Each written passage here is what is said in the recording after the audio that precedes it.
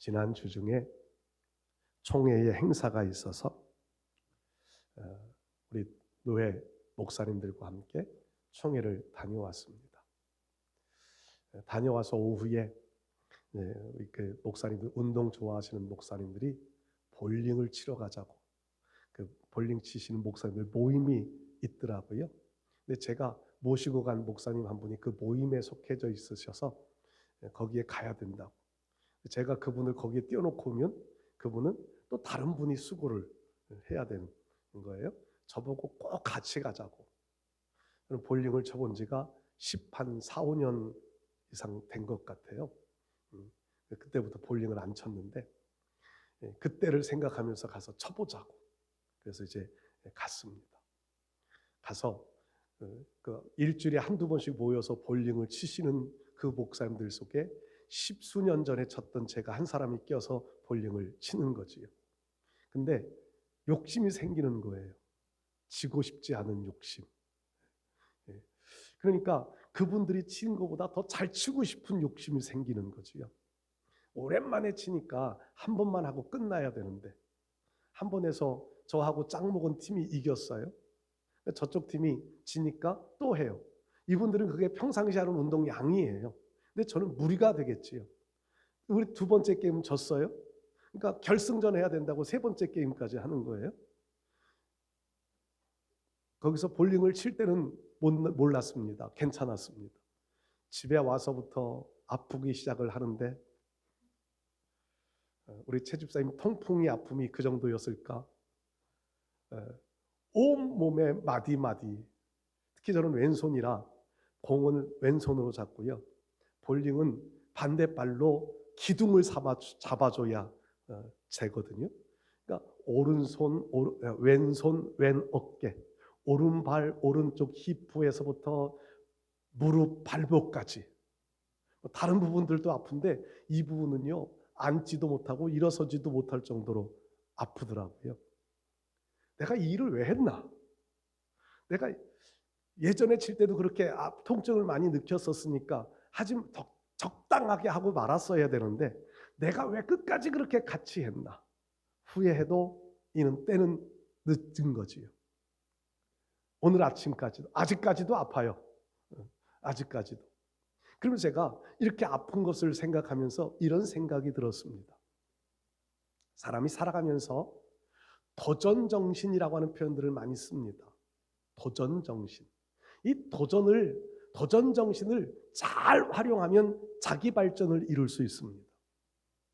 저에게로 말하면 운동에 이제 그분들과 승부욕에 지고 싶지 않은 마음의 도전정신을 생기면 그것을 가지면 저는요, 운동을 조금 더 잘할 수 있는 발전의 요소들이 생겨질 수 있을 겁니다.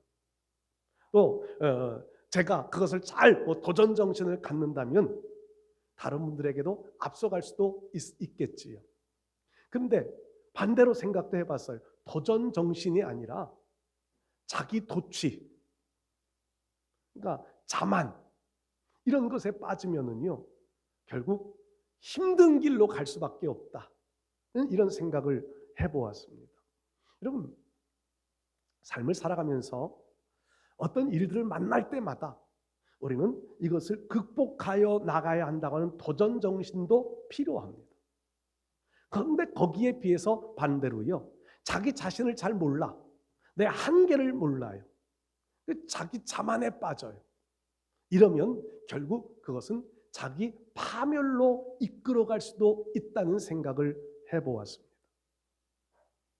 우리 사랑하는 성도 여러분들, 오늘 저와 여러분들의 믿음의 삶들 속에서는 정말 하나님의 은혜가 아니면 살 수 없음을 늘 자각하며 살 수 있어야 합니다. 내 힘으로 다 될 수 있을 것 같지만, 우리 어버이 주일에 연세 드신 우리 장로님 권사님, 지금까지 인생 속에서 내 힘으로 할 수 있다 도전해서 이루어진 것이 몇 부분이나 되시나요? 아까 우리가 교동문도 낭독했지만 여호와의 소리가, 여호와의 소리가 우렁찬 여호와의 소리로 표현되어지는데, 이 말씀을 쉽게 풀이하면 이런 거예요. 하나님의 도우심이 없으면 우리 인생은 아무것도 아니다. 그러나 아무것도 아닌 우리들이지만 하나님의 도우심을 받으면 세상의 그 어떤 것들보다도 뛰어난 자리로 나갈 수 있다.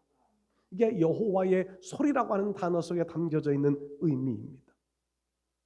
나 자신을 망각해버려 내 힘으로 모든 것을 할 수 있을 것처럼 생각하면 실패만 경험되고 좌절만 겪게 될 것이고 파멸의 길로 가게 될 것이지만, 내 자신이 아닌 하나님의 힘이 나에게 있음을 알아, 하나님의 은혜가 내게 있음을 알아, 하나님의 믿음 가지고 우리가 세상을 살아간다면 하나님의 도우심을 힘입어서 능히 이길 수 있는 자리로 나갈 수 있게 될 줄로 믿습니다.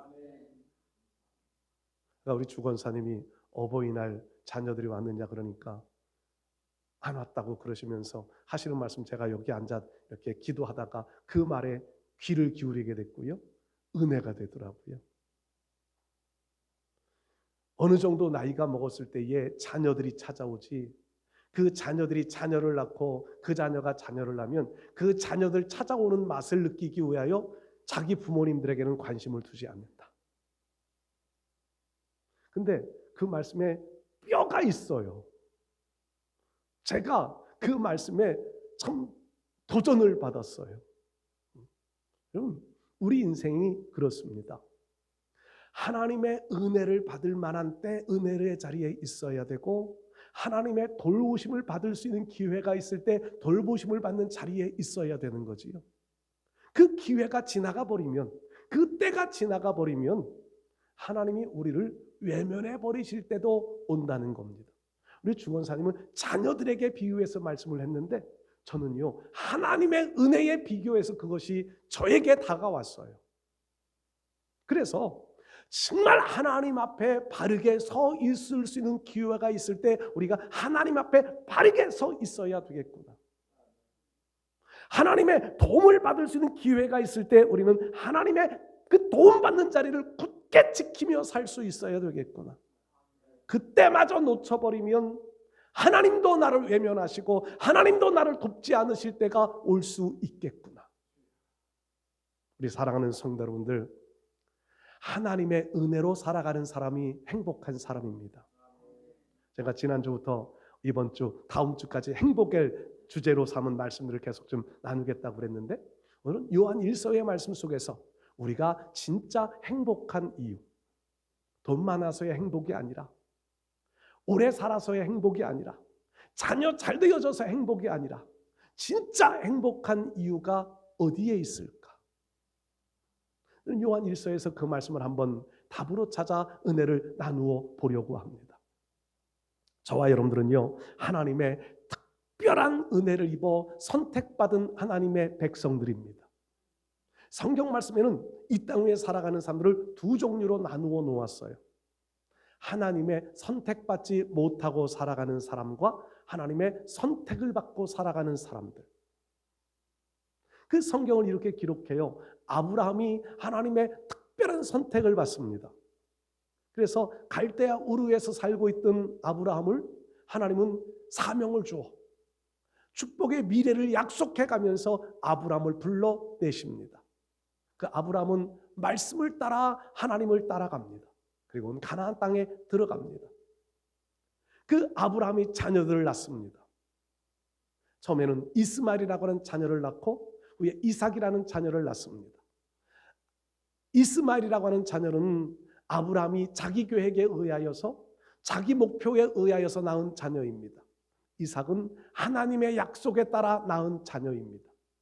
두 자녀를 비교해서 이스마엘은 하나님 앞에 선택받지 못한 자녀이고 이삭은 선택받던 자녀로 나타납니다. 두 사람을 인간성으로만 비유해보면, 인간의 됨됨으로 비유해보면요 이스마엘이 훨씬 뛰어납니다. 이스마엘이 훨씬 똑똑하고요 힘도 있습니다. 이삭은 거기에 비해 노년에 낳은 아들이에요. 어머니의 나이가 90세가 되어 낳았습니다. 노년에 나서인지 성경 말씀들을 읽어보면 이삭이요 정상적인 사람으로 보여지지 않아요. 조금 어딘가 모르게 좀 부족해 보여요. 이삭이 나이가 먹어 자기 그 아들들을 축복하는데 큰 놈인지 작은 놈인지 분간을 잘 못해요. 물론 좀 변장을 하고 왔었다 할지라도 분간을 못할 정도 분별력이 없어요. 젊을 적에는요, 블레셋 지역에 가서 사는데 자기가 그 아버지가 파놓은 우물들을 찾아다니며 우물을 파요. 우물만 파서 물만 나오면 블레셋 사람들이 와서 막 쫓아내버려요. 근데 한 번도 대적하거나 싸우지 않고 그냥 포기하고 떠나가요. 양보한 것처럼 성경이 기록되어지지만 실제로는요, 이삭은 겁쟁이에요. 자기 것을 지킬 의도가 없어요. 부족해 보여요. 그러나 하나님이 선택했기 때문에 이 이스마엘을 쓰지 않고 이삭을 하나님의 축복의 사람, 믿음의 조상의 반열에 세워 놓습니다. 이삭도 두 자녀를 낳지요. 쌍둥이를 낳아요. 쌍둥이 에서와 야곱을 낳아요. 에서는요, 들사람이에요. 늘 사냥을 좋아해요. 그래서 사냥을 해서 부모님을 기쁘게 해요. 이 야곱은요, 마마보이예요. 둘째 쌍둥이 동생 이 둘째 야곱은 마마보이, 엄마 품속에서만 살아요. 사회적으로 성공할 가능성, 사회적으로 출세할 수 있는, 사회적으로 강한 사람이 될 수 있는 가능성이 누구에게 많나요? 에서에게 훨씬 많아요. 그래서 이삭은, 아버지였던 이삭은요, 에서를 사랑해요. 에서가 장남으로 태어났으니까 에서가 장자가 되어져서 이 하나님의 축복의 기업을 이어갔으면 좋을 것 같아요. 그런데 하나님은 그렇지 않았습니다. 하나님은 야곱에게 관심을 두었습니다. 야곱을 선택했습니다. 엄마 뱃속에 있을 때부터 쌍둥이가 서로 싸울 때 엄마 리브가가 하나님 앞에 기도했더니 하나님의 선택이 야곱에게 있었습니다. 이삭에게 있지 않았다는 말이에요. 이삭은 그걸 몰라요. 하나님이 에서를 사랑했으면 좋겠어요. 에서에게 축복 기도했으면 좋겠어요. 몰래 에서를 불러서 가서 별미를 좀 만들어 와라. 그럼 내가 너에게 축복 기도 다 해줄게. 하나님의 섭리가 에서에게 있지 않은 이 야곱을 선택하여 야곱에게 있었던 하나님의 계획이었기에 야곱이 엄마가 만들어준 변미를 가지고 가서 에서에게 기도해 주려고 준비했던 기도를 야곱이 다 받아요. 하나님은 그것을 보셨고 하나님이 그렇게 계획하셨고 하나님 그렇게 작전을 짜신 거예요. 여러분, 하나님 앞에 선택받았다고 하는 것은 이런 겁니다. 내가 약하고 내가 미련하고 내가 둔해 보여도 하나님이 나를 선택하셨다면 하나님은 어떻게 해서든지 나를 축복의 사람으로 만들어 가십니다. 지금 두 형제에 대한 말씀을 비유로 말씀을 드렸는데 이스마엘과 이삭, 에서와 야곱, 외부적인 모습으로 보면 이스마엘이나 에서가 훨씬 더 뛰어난 사람이 되어야만 되는데 성경은 그렇게 기록하지 않아요. 그들이 물론 사회적으로는요 부자가 됐습니다. 한 민족의 지도자들이 되어져서 이스마엘도 많은 민족을 만들어 놨고요. 에서도 에돔 족속의 출발이 되어져요. 그런데 하나님의 축복의 통로는 이삭을 통하여 야곱을 통하여 흘러갔다는 겁니다. 성경의 중심은 약한 자들이었을지라도 하나님의 선택받은 사람들에 의하여서 하나님의 역사는 이루어져 가고 있습니다. 오늘도 마찬가지입니다. 아무리 사회에서 출세했고 아무리 사회에서 높은 자리에 오르고 거부가 되어 산다 할지라도 하나님의 선택을 받지 않았다면 그는 육의 사람으로 끝나고 말 겁니다.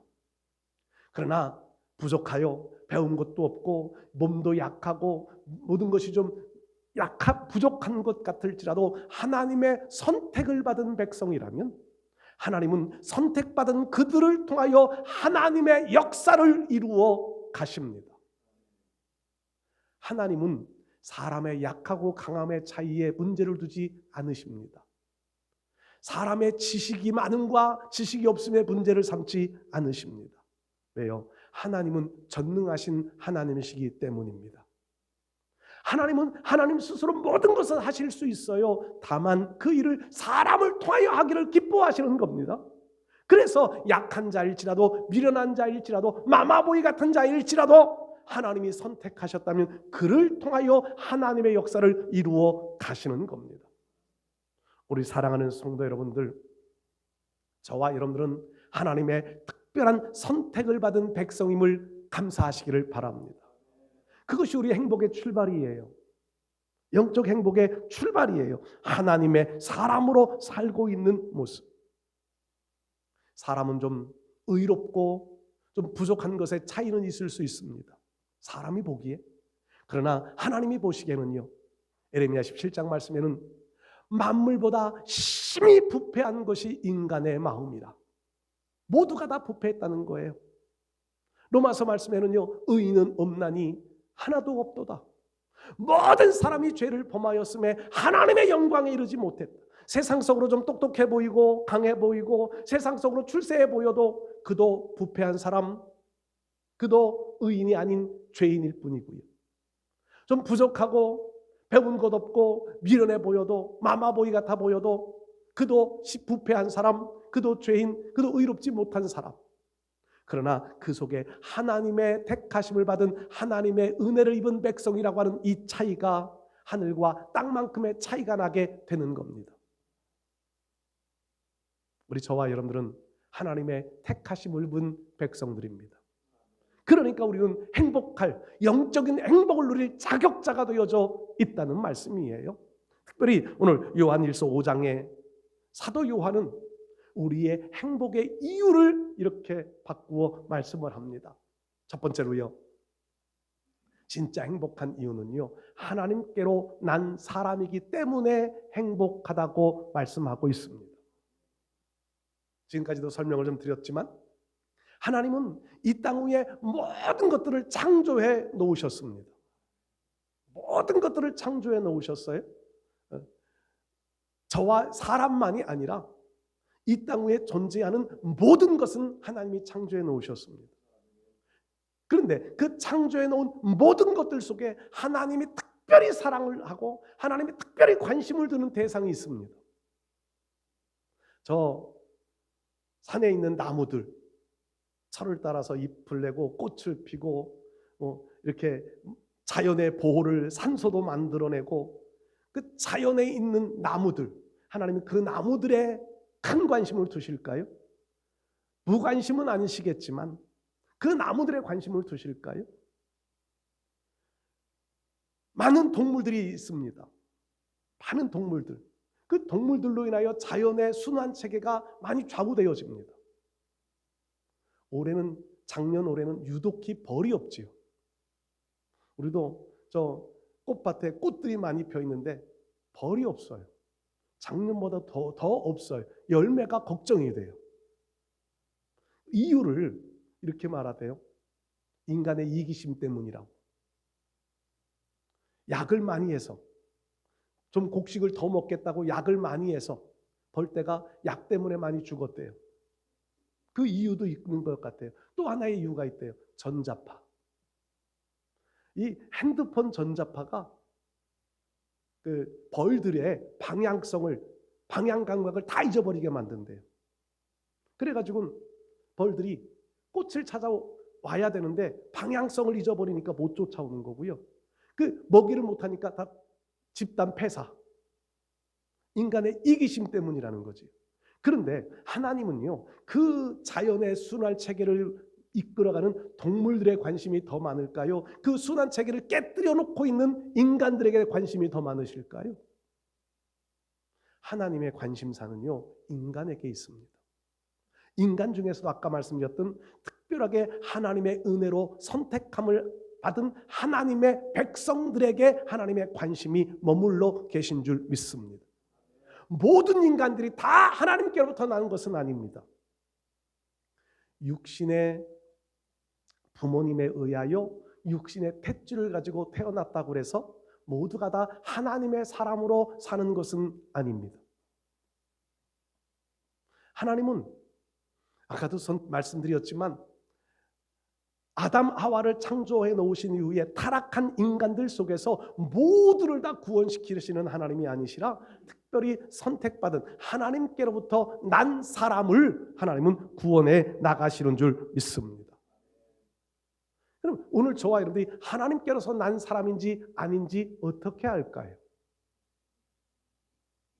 내가 하나님께로부터 난 사람인지 하나님께로부터 난 사람이 아닌지 어떻게 알까요? 이것은요, 하나님을 얼만큼 닮아가느냐. 제가 두 번째로 말씀을 드릴 겁니다. 하나님을 얼만큼 닮았느냐에 따라 하나님께로서 난 사람인지 아닌지를 구별해 볼 수 있습니다. 여러분, 오늘 중요한 것은요, 하나님께로서 난 자로 살 수 있어야 한다는 겁니다.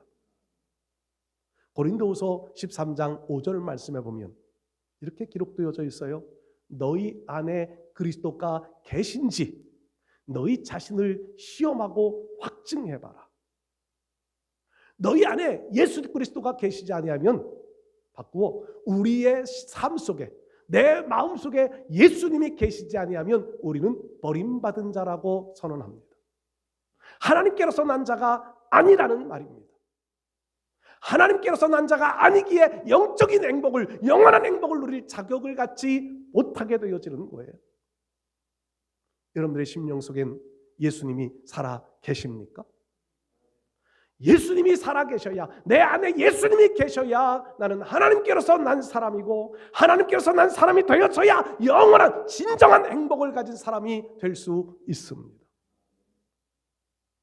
예수님을 내 안에 모시고 살아가는 신앙이 되실 수 있기를 바랍니다. 육으로 난 사람이라는 표현도 있는데요, 로마서 말씀 보면 육에 속한 사람, 육으로 난 사람, 하나님을 알지 못하는 사람이에요. 이런 이들은 육적인 것에서 행복을 찾습니다. 육적인 것에서 만족을 찾습니다. 그러나 하나님께로서 난 사람, 예수 그리스도가 내 안에 살아계셔 예수님이 내 인생의 주인 되어진 사람들은요, 세상 것은 조금 부족해도 하나님과의 관계 속에서 행복을 찾는 사람이 될 수 있습니다. 우리 사랑하는 성도 여러분들은 하나님께로서 난 하나님의 백성으로서의 행복을 꼭 간직하고 살아가실 수 있기를 축복합니다. 두 번째로요, 우리가 정말 신앙인으로서의 행복해야 할 이유는 하나님을 닮아가는 사람이기 때문에 행복한 사람입니다. 한동안, 지금도 그런지 모르겠는데요, 성형의 열풍이 우리나라에 굉장히 많이 불었습니다. 그래서 성형 수술하는데 세계적인 나라가 되어졌습니다. 한국에 관광 오는 사람들 가운데 성형 관광, 의료 관광이라는 이런 표현도 한동안 사용되어지기도 했었습니다. 미장원 같은데, 이발소 같은데 가보면 샘플을 앞에 사진으로 걸어놨어요. 연예인들이에요. 잘생긴, 이쁘게 생긴 사람들을 사진을 쫙 걸어놓고 그 사람들처럼 머리를 해야 할 것을 요구해요. 그렇게 하고 싶은 충동을 일으키게 만들어요. 성형도 연예인, 착하게 생긴 이쁜 연예인들 사진 이렇게 해놓고 이렇게 성형 수술 해주세요. 그 사람들을 닮아가는 게 꿈이고 소원이에요. 성형 수술을 그렇게 하면 외형을 그렇게 가꾸어 놓는다고 행복해질 수 있을까요? 어느 분은 가끔 그런 거 보면, 저기 보면 인터넷 보면 성형 중독, 나중에는 나이가 먹었는데 이 얼굴이 연세 드신 표현으로 이제 고운 연세 드신 분이 되어야 되는데 흉한 괴물의 모습으로 변화되어지는 이런 인터넷 뉴스들도 가끔 볼 수 있지요. 여러분, 외형을 누구를 닮았느냐가 중요한 것이 아니라 내 마음이 누구를 닮았느냐 하는 것이 중요합니다. 내 속사람이 누구를 닮아 있느냐, 내 인격이 누구를 닮아 있느냐, 내 삶의 모습의 열매들이 누구를 닮은 열매를 맺혀지고 있느냐. 오늘 성경에 우리는 하나님을 닮은 하나님의 자녀여야 됨을 말씀하면서 하나님을 닮은 사람은 누구냐 하면 하나님을 사랑하는 자마다, 이렇게 표현해요. 하나님을 사랑하는 사람, 그의 계명을 지키는 사람. 그러니까 사랑의 성품을 가지고 하나님의 말씀을 따라 살아가는 사람이 하나님을 닮은 사람, 그 사람이 진정한 행복의 신앙인이라고 말씀합니다. 요한일서 조금 앞에 3장 말씀 보면 3장 18절에는 그런 말씀이 있지요. 사랑하는 자들아, 말과 행위로만 하지 말고 말과 행위로는요 얼마든지 하나님 닮아갈 수 있고요 얼마든지 최고의 신앙이 될 수 있습니다. 말로는 얼마든지. 그런데 성경에서 요구하시는 건 행함과 진실함으로 하자. 하나님을 닮아가는 신앙은 행함 속에서 나타나야 되고요 진실함, 마음 속에서부터 이루어져야 합니다. 그래야 진짜 하나님을 닮아가는 신앙이 될 수 있지 않을까요? 우리 사랑하는 성도들, 오늘 2절 3절 말씀, 하나님을 닮아가는 신앙의 모습들을 강조합니다. 우리가 예수님을 믿는 것은 신앙의 구원이라고 말합니다. 예수님을 믿는 신앙. 하나님을 닮아가는 신앙은 성숙이라고 말합니다. 신앙인 교회를 다니면서 이 신앙인들 속에는 두 가지가 꼭 있어야 돼요. 구원과 성숙이 꼭 있어야만 합니다. 구원받은 사람의 열매가 성숙이에요. 그런데 성숙을 이루지 못한 하나님을 닮아가는 모습이 없다면 우리는 처음부터 내가 하나님께로부터 난 하나님의 백성인지를 먼저 점검해 봐야 하는 겁니다. 육신의 자녀들도요. 우리 애들은 어디를 가든지 붕어빵이라는 말을 많이 들어요. 저를 많이 닮았어요. 저를 닮으니까 아이들이 저에게는 제일 이뻐요. 제일 좋아요. 다른 사람이 어떻게 생각하든 우리 자녀들을 보면 저는 마음이 설레이고요. 두근거리고요. 하나님도 그러시지 않을까요? 하나님을 닮은 하나님의 백성들, 은혜 입은 하나님의 백성들을 바라볼 때마다 하나님은 가슴이 두근거리고 하나님은 기뻐하시지 않을까요? 여러분, 삶 속에서 하나님을 더 많이 닮아가실 수 있기를 축복합니다. 그리스도의 장성한 분량에까지 이른다고 하는 표현이 바로 그런 거예요. 하나님을 가장 많이 닮아가는 사람. 하나님은 인간을 창조할 때에 하나님의 모양과 형상을 따라 창조하셨다고 그랬습니다. 모양과 형상을 따라. 그것은 하나님의 외형과 하나님의 마음을 말합니다. 저와 여러분들의 삶들 속에서는 하나님을 모양과 형상이 하나님을 닮아가는 모습들이 끊임없이 이루어져야 할 줄로 믿습니다. 세 번째로요. 은혜 입은 신앙인들이 진짜 행복해야 할 이유는요. 세상을 이긴 사람이라는 겁니다.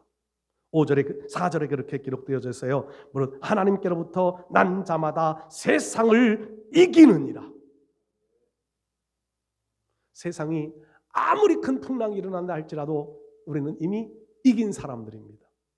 예수님이 요한복음 16장 33절에 너희가 세상에서 환난을 당하나 두려워하지도 말라는 거예요. 왜? 내가 세상을 이기었노라. 우리는 이미 이겨주신 예수님 따라가기 때문에 우리도 이긴 자의 삶을 살게 되는 줄로 믿습니다. 우리 쑥떡 만드는데 따라가 본 적이 있어요. 쑥떡을 만드는데 방앗간에 가가지고 지난번 방앗간에 가가지고요. 제가 이 방앗간 기계 어릴 적부터 그런데 관심이 좀 있었어요. 기계들 돌아가는데 제 기계가 어떻게 돌아가나? 무슨 원리로 돌아가나? 그런데 관심이 좀 있었어요. 이번에도 가가지고요. 제가 지난번 갔을 때 방앗간에 기웃기웃하면서 그걸 이렇게 살펴보니까 우리 장모님이 저에게 하시는 말씀이 배우려고? 그러시더라고요. 배웠어요. 방앗간에 기계들이 돌아가는데 자기 혼자 돌아가지 않더라고요. 이렇게 빠내는 기계, 또 이렇게 섞어주는 기계, 또 이렇게 또 쳐주는 기계, 뭐 이런 기계들이 쭉 있는데 혼자 돌아가는 게 아니고요. 옆에 큰 모터가 하나 있더라고요. 모터가 있어서 그 모터가 이렇게 돌아가면 여기에 이 기계를 돌려주느라고 기계를 이렇게 돌리면 기계가 돌아가고 이렇게 빼면 그 기계가 서고 옆에 기계를 이렇게 돌리면 그 옆에 기계가 돌아가고 이렇게 빼면 이 옆에 기계가 서고 같이 이렇게 돌리면 두 개가 같이 돌아가고 중요한 것을 봤습니다. 기계 혼자 가는 게 아니에요. 모터의 힘에 의하여 기계가 움직여집니다. 우리 신앙이 그렇습니다. 우리가 우리 힘으로 이기지 못합니다. 우리 힘으로 가지 못합니다. 에너지의 원천이 되어지는 힘이 연결되어져야 하는 거예요. 이 에너지가 공급되어지는 원천에 우리의 힘이 공급되어지니까 기계가 돌아가듯이 하나님에게 우리 믿음으로 연결되어져 있으면 우리는 이기는 자의 길을 갈 수 있습니다. 그래서 4절 뒷부분에 그렇게 기록되어져 있어요. 승리는 이것이니 우리의 믿음이라. 믿음으로 하나님과 연결되어져 있으면 하나님이 이겨주신 그 길을 우리도 걸어갈 수 있게 되는 겁니다. 세상은 여전히 믿음의 백성들을 공격합니다. 세상은 여전히 믿음의 백성들을 넘어뜨리려 합니다. 근데 우리의 결심만 가지고는 그 세상을 이겨가지 못합니다. 우리의 힘만 가지고는요, 우리가 아무리 기도를 해도요, 하나님이 돕지 아니하시면 우리는 절대로 이기는 자가 될 수 없습니다. 아무리 하나님을 붙잡는다고 붙잡아도 하나님이 우리를 향하여 손을 내밀어 주시지 아니하면 우리는 이길 수 없습니다. 중요한 것은 하나님과 내가 연결되어져 있어야 한다는 겁니다. 모터가 돌아가고 있는데 모터를 연결시켜주는 벨트가 옆으로 쭉 밀어놓으니까 빠지니까 이 기계가 못 돌아가요. 못 돌아가요. 벨트를 연결시켜 주니까 기계가 돌아가요. 여러분, 이 연결은 믿음이에요. 믿음으로 하나님과 연결되어져 있으면 우리들은 능히 세상을 이길 수 있고요, 우리 앞에 나는 풍랑을 능히 이길 수 있습니다. 이기는 사람만이 영적 행복을 누리며 살 수 있습니다. 오늘 사도 요한은 우리를 향하여서 이렇게 말씀하세요. 우리는 하나님께로부터 난 사람이라. 그리고 하나님께로부터 난 사람이라면 사랑이 있고 하나님의 계명을 지켜가는 사람이다. 이런 사람들은 믿음으로 세상을 이길 수 있다고 선언합니다. 우리 사랑하는 성도 여러분들이 이런 믿음의 소유자 되시고 이런 삶을 살아가셔서 하나님 앞에서 정말 영적 행복을 누리며 살아갈 수 있는 우리의 삶이 되실 수 있기를 주의 이름으로 축복합니다.